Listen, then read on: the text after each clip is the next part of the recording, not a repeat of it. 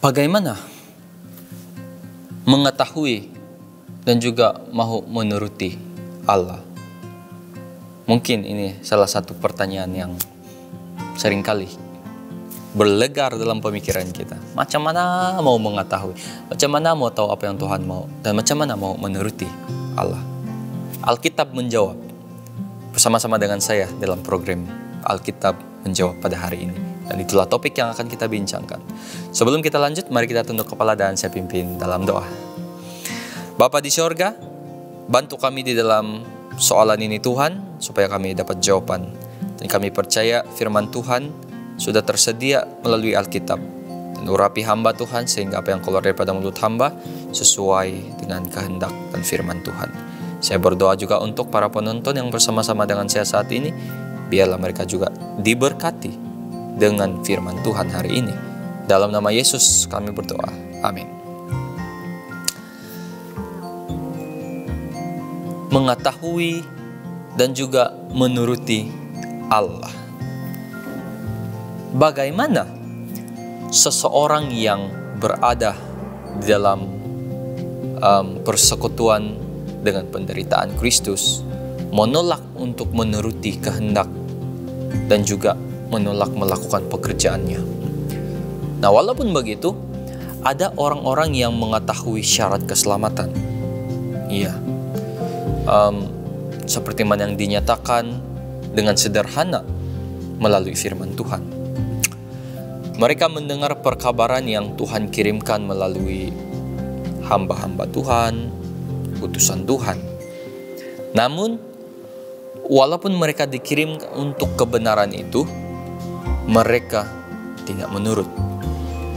Mereka tidak memiliki iman sejati sehingga janji Tuhan tidak sesuai dengan mereka.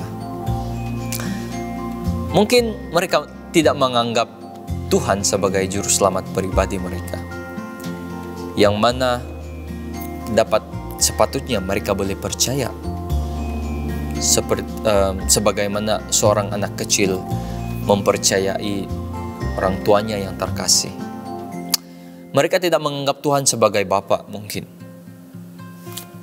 yang mana yang menyediakan juru selamat yang sempurna, sahabat yang tidak pernah gagal, pemandu dan juga guru yang tidak pernah salah.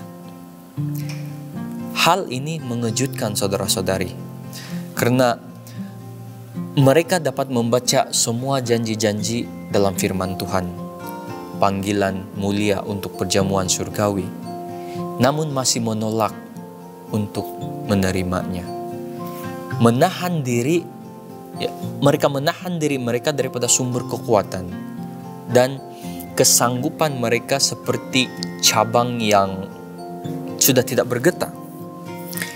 Jika tidak bersatu dengan pokok anggur yang hidup, dapatkah kita memiliki pandangan rohani untuk melihat kesempatan agung dari mereka yang melayani Tuhan?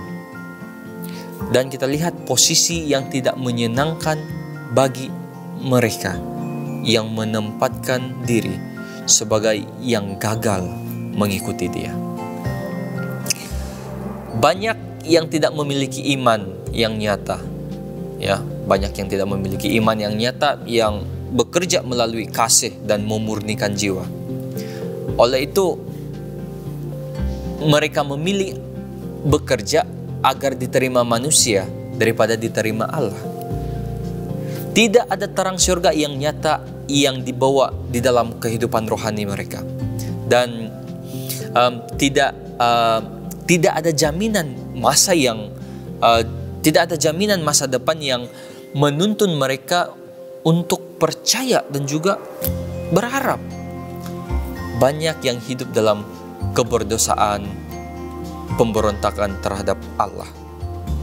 Mereka memilih untuk menuruti dorongan jahat daripada memiliki ataupun memikul kuk Kristus, mengangkat salib, mengikuti Yesus.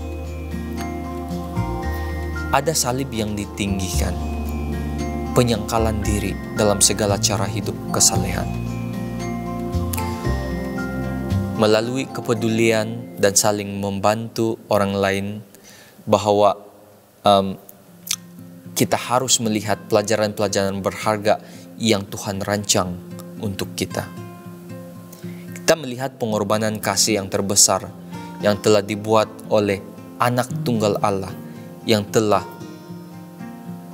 memenangkan untuk kepentingan, memenangkan semua hal untuk kepentingan kita.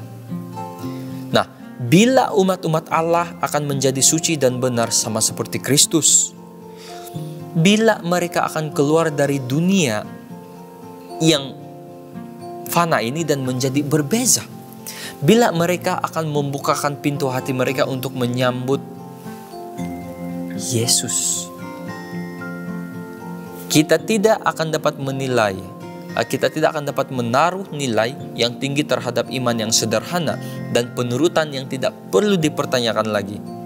Nah, dengan mengikuti jalan penurutan, ya, di dalam iman yang rendah hati, yang dapat mencapai kesempurnaan karakter kita,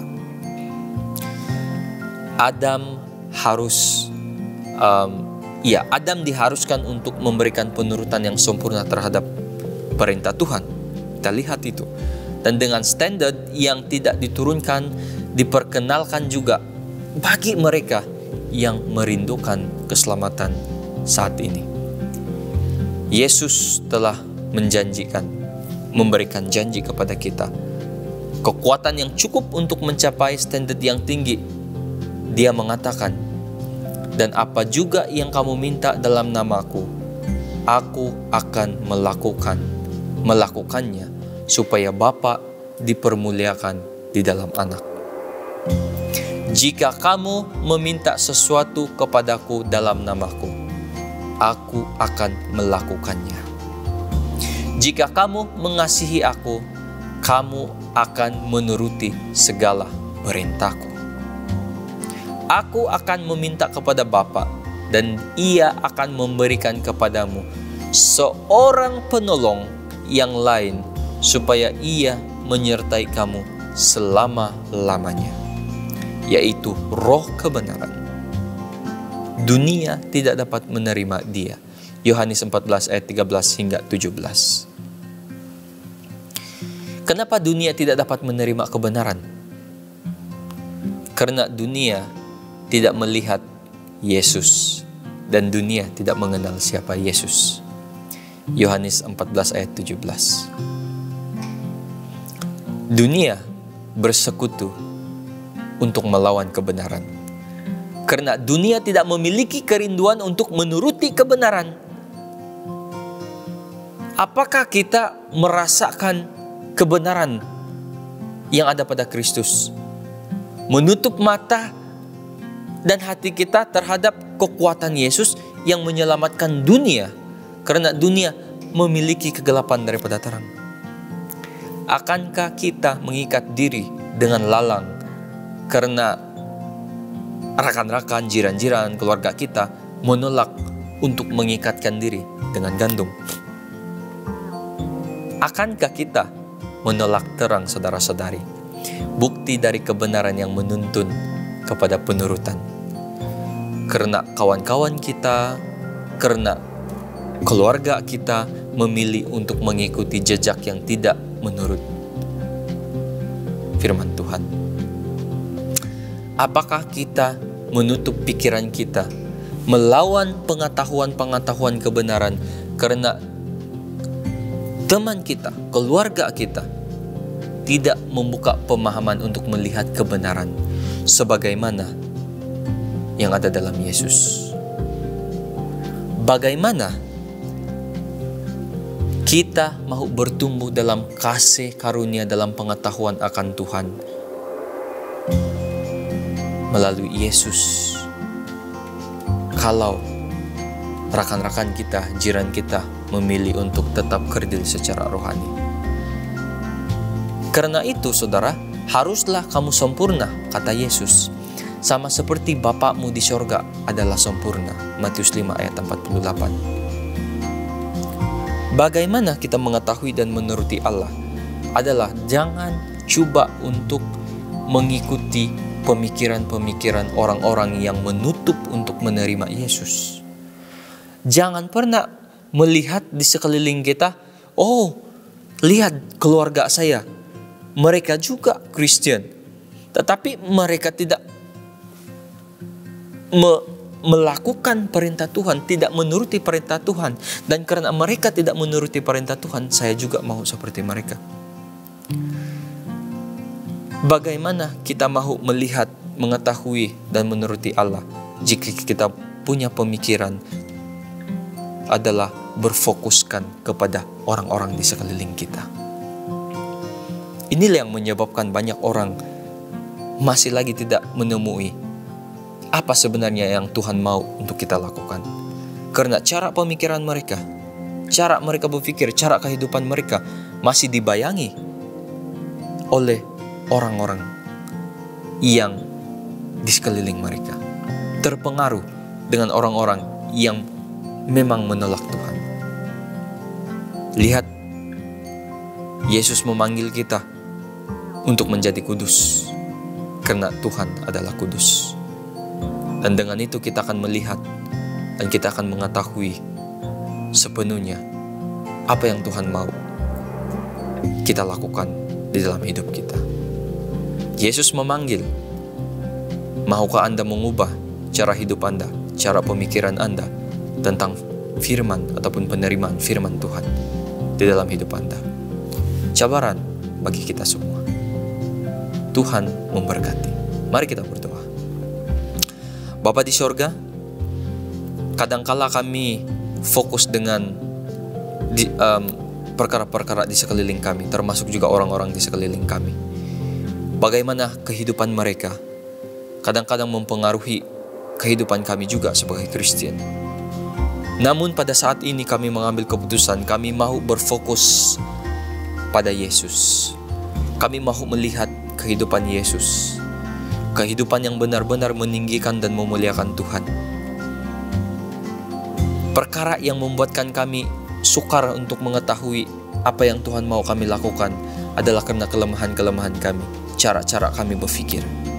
Bantu kami Tuhan, supaya kami dapat mengubah cara hidup kami, untuk kami mengetahui apa yang Tuhan mau, apa yang Tuhan kehendaki. Terima kasih karena melalui Roh Kudus Tuhan, itu akan membantu kami untuk menjadikan Yesus sebagai role model kami dalam kehidupan. Kami berdoa di dalam nama anak-Mu Tuhan Yesus. Amin. Seperti biasa saudara-saudari, kalau kamu mempunyai soalan yang kamu mau tanya, kamu boleh melawat di laman hopetv.asia.